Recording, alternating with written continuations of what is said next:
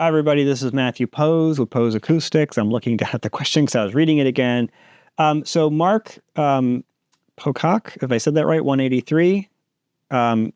His question is, sorry if it's a repeat, comments seem to disappear, but thanks for the feedback. I have a concrete floor. I don't get much tactile sensation, although subs are flat to 20 hertz. I'm considering adding tactile transducers to chairs. Low passing them at 25 to 50 hertz, experimental, sounds good. What are your thoughts on these? So I have owned tactile transducers on and off over the years. I've had them probably going back 20 years. I've had butt kickers. I've had the little Arrow ones. I've had the Parts Express ones. I've also tried, I'm trying as an I-beam or something. There's another one I tried, the Earthquake ones. And I have mixed feelings on them. So first off, most of them can be relatively easily overdriven and cause noise. And so they tend to make like a clacking sound. That's because the way they work is they're kind of like a voice coil attached to a weight, and the weight makes noise. In the case of the butt kickers and the Earthquake ones, because they work the same, you can put some oil, and they tell you what kind of oil to use in the area where the weight gets driven up and down, and that does help to reduce the noise. And you want to make sure you use the oil they recommend that's got the right viscosity to it, because that helps. But if you go too high viscosity, it overdamps it and may cause some problems.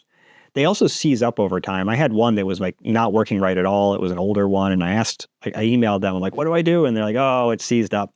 And the key was put some oil in it and then shake it a bunch and then put some power to it. And it got it going. And then once it gets going, the oil gets driven into the, I don't know what that's called, the tube basically that operates in. It's not really a pull piece. Anyway, that's not your question. That's more that's to make the point that I've used these before. I've calibrated systems with them. I've played with them. I've EQ'd them. I've tried all sorts of things. And in the end, I don't use them anymore. And I guess that's the answer to what I think of them. I don't like them. So when you don't have any tactile bass, there is no denying that that is a very effective way to add tactile bass. So if you have no other option, I would say play with them and experiment because you may like them. They're quite popular. I do think that the butt kicker style ones or the Clark synthesis style ones tend to be the best performing that I've used. There are some others I've used that I have more mixed feelings. There's one, I should know the name of it. This is what I'll describe it and you guys will know what I'm talking about. It's white and it goes under the feet and it kind of raises and lowers. So the positive is it raises and lowers the seat more. So it's a different kind of effect than things like the butt kicker. The negative is I found that it was pretty easy to overload and it really needed to be turned down. I wasn't a huge fan of it, I guess.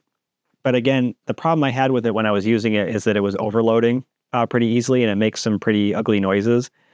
At the time that it was overloading, it also seemed to be throwing the chair around a pretty good amount. So it had a good amount of excursion and it seemed like turning it down helped, but it was just hard to get a good match. And then if you turn the system's volume up too much, it was too loud. It's not a bad idea. I was talking to Adam Pels about this, and he was pointing out that when he sets these up, he actually uses a fixed volume output. And then that way, it doesn't matter what volume you're setting the system at. The tactile transducers are always the same level, and you can just manually adjust those to the level you like. I do think that's not a bad idea, because if you're the kind of person who watches movies at different levels, and you get it set up at a certain level, and then you turn it up, it can overload them and be just a bit too much. But to the point, I just feel like you have to spend a lot of time really carefully evaluating those to make sure that the level you've set them at doesn't allow them to overload. Because when they overload, they make ugly noises and they tend to be too much. The other thing is I don't find the effect to be the same as the tactile effect you get from subs. It's not as linear. It doesn't feel as natural. It feels a little bit more like a theme park ride, even when it's turned down. So while I've played with them, and I actually have a bunch of them sitting in the garage, I chose, for instance, not to include them in the room because in my room design, was able to get the tactile effects through other means. So if you want my opinion, not as should Mark do it, because Mark, you've already said you have a concrete floor, but as do I think that they are a good thing to be included in a home theater? My answer is no. I don't think that they're a design choice I would include in a theater if I could design the theater to be the best it could be, because I would use other mechanisms, which would be I would use a suspended floor, a decoupled floor that is resilient enough that the subwoofers could do that for me. But if I am Mark and I'm doing this, and I'm just going to guess you're in your living room or something like that, it's not a dedicated room. Maybe it's your basement and you have a concrete floor and you can't take the flooring up and you can't put a resilient floor down and put everything back and you're stuck with what you got and you want the cheapest solution to give you some tactile effect back, yeah, I think tactile transducers are probably about as good as it's going to get. And there's various brands out there. As I said, the ones that I've used the most are the butt kickers, the earthquake ones, and the Clark sound ones. There is that other one that I'm forgetting the name of that I know is quite popular. I don't have as much experience with it, and I remember that it had a neat up and down kind of effect to it, but it wasn't my favorite for other reasons, but it may be perfectly good set up right. I just had trouble getting it to a place that I liked it. The butt kicker earthquake ones were my favorite. They had the most effect, but I also felt like they were the ones I could make the most natural effect with. The other thing I'll just mention as part of that overloading issue is that if you're not getting enough tactile effect, just like a subwoofer shouldn't be turned up just because you don't feel like you're getting enough bass output, you need to actually get more subwoofers to get more bass output. Tactile transducers should also not be turned up just because you're not getting enough tactile effect from them. If you have one tactile transducer attached to your chair and it's not giving you enough effect, but you've turned it up to the level that's the most it can be before it overloads with real content, you need to add more. So the most common problem I see with the tactile transducers is people are trying to get as much as they can out of one, when what they really need to do is have more than one, 2 or 3 or 4. It's not so, if you've got like a attached row like this, it's not such a bad idea to have 2 or 3 of them. You might even need more. I know some people that really, really like intense tactile effects, and they're just not getting much tactile bass, even with the tactile transducers attached, and they've done like 2 or 3 per chair.